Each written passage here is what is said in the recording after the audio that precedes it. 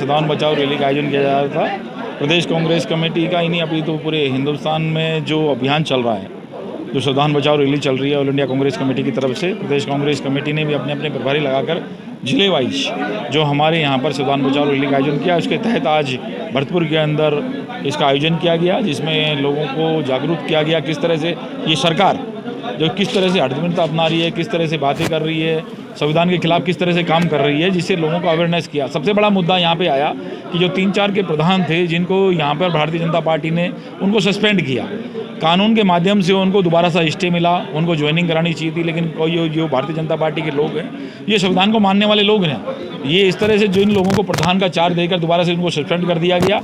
ऐसी कार्रवाई बिल्कुल निंदनीय कार्रवाई है, इस संविधान के विपरीत जो कार्य कर रहे हैं। इस तरह से आपने देखा होगा एक अभियान था जो माननीय हमारे आपके यहाँ के भरतपुर के जो हमारे मुख्यमंत्री जी हैं, जो हमारे वहाँ सांगानेर से जयपुर से आते हैं, पहली बार इतिहास के अंदर एक चीज़ हुई है। आपने देखा होगा सीकर में जो हमारे एनएचवाई का जिलाध्यक्ष है, काले झंडे दिखा रहा था, विरोध प्रदर्शन कर रहा था। विरोध प्रदर्शन आज तक होते आए हैं, चाहे मुख्यमंत्रियों, मंत्रियों, विधायकों को काले झंडे दिखाए गए हैं, लेकिन जिस तरह से उस कार्यकर्ता को पकड़ा गया, हमारे उनको जेल में डाला गया, थाने में रखा गया, 5 दिन का पीसी मांगा गया, और जिस तरह से जो अभियान लगाकर एक सामूहिक रूप से उसका जुलूस निकाला गया, जिसे गुंडा तत्वों का निकालते हैं, जो संविधान की धज्जियां उड़वा रहे हैं माननीय सीएम साहब। तो जिस तरह से जो बातें हो रही हैं, संविधान के विपरीत जो बातें हो रही हैं, ये हम लोग सब लोग जाकर अपने अपने ज़िले के अंदर, जहाँ हमारे ब्लॉक में जहाँ प्रभारी बनाए वो प्रभारी में जाकर जिस तरह से वो अभियान को जोड़ने कि किस तरह से भारतीय जनता पार्टी के लोग, ये लोग ऐसे लोग हैं जो संविधान मानने वाले के लोग नहीं हैं, उनकी जो कमियां हैं, किस किस तरह से कहाँ इन्होंने गलतियां की हैं,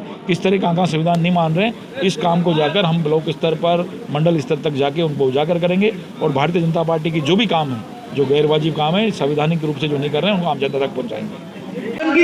हमला हुआ, मैं वहीं 2 दिन पहले वहीं था, मैं देख के आया था। मुझे उस मीटिंग के अंदर कहनी नहीं चाहिए वो बात, क्योंकि हमने वहां सारा नजारा देखा था। मैं भी वहां पहलगाम के उस प्रांगण के अंदर 2 दिन पहले मैं गया था। मैं तो मेंबर ऑफ पार्लियामेंट था, मेरे पास तो सिक्योरिटी थी, सीआरपीएफ के जवान थे, वो आगे पीछे जिप्सियां थी, पर जो वहां हालात थे वो ठीक नहीं थे। और वो क्यों नहीं थे कि सुरक्षा की दृष्टि से संवेदनशील एरिया है, जितनी फोर्स वहां होनी चाहिए थी उतनी फोर्स वहां पर नहीं थी। मैंने तो तमाम, जैसे मैं उतरा, मैं तो उतर के चल दिया, मैं तो गाड़ी में बैठ गया, भैया मुझे ये गार्डन नहीं देखना।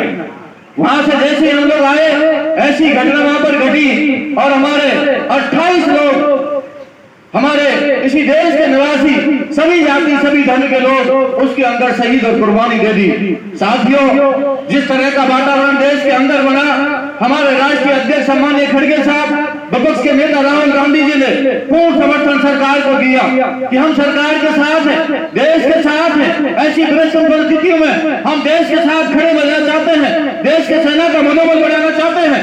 तमाम समर्थन, तमाम दलों ने समर्थन किया और तमाम यहाँ पर जिस तरीके का वातावरण बना और हिंदुस्तान और पाकिस्तान के अंदर जिस तरीके से बमबारी हुई, मैं सलाम करता हूँ हिंदुस्तान की सेना को।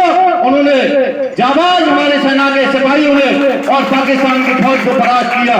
पर अचानक वो सेना बहुत पर लड़ी हुई थी, देश के तो बच्चा छोटे से लेकर बड़े तक उसे भारतीय जनता पार्टी जिस तरह का वक्तव्य देती थी कि भाई ये लोग ऐसे करेंगे, और देश की जनता और कांग्रेस पार्टी अंकल सेना के साथ खड़े रहे। और अचानक हिंदुस्तान और पाकिस्तान से कोई संदेश नहीं आता है और ट्रंप जी का संदेश आ जाता है कि सीज फायर हो गया। भारतीय जनता पार्टी की सरकार को नहीं पता, पाकिस्तान की तरफ से कोई वक्तव्य नहीं आया, सीज फायर हो जाता है और भारतीय जनता पार्टी बैकफुट पर आ जाती है। और आप जिस तरह का माहौल, जिस तरह का मीडिया ने जिस तरीके की बातें करी आप सब लोग जानते हैं। पर राहुल गांधी जी ने कहा हम देश के साथ हैं और आगे भी देश के साथ रहेंगे, पर हमें ये तो बताओ ट्रंप कहां से बीच में आ गया, ये तो बता दो ट्रंप ने कौन सी पंचायतें करी, वो सीज फायर अनाउंस करने वाला कौन होता है। इसलिए मन में संशय होती है कि भारत के संविधान को किस तरह से तोड़ मरोड़ कर ये खत्म करना चाहते हैं। इस देश में जिस तरह भ्रष्टाचार का माहौल करके जो हमारी जाबाज बहन साफिया कुरैशी थी, जिन्होंने उस विमान के अंदर तमाम आतंकी ठिकानों को नष्ट कर दिया, उसके बारे के अंदर मध्य प्रदेश का मंत्री विजय शाह किस तरह का वक्तव्य देता है, ये बहुत निंदनीय है। इससे इनकी नीयत साफ होती है, ये सेना का मनोबल गिराना और इनके मंत्री जो संवैधानिक पदों पर बैठे हैं, इनका उप मुख्यमंत्री जो देवड़ा है वो।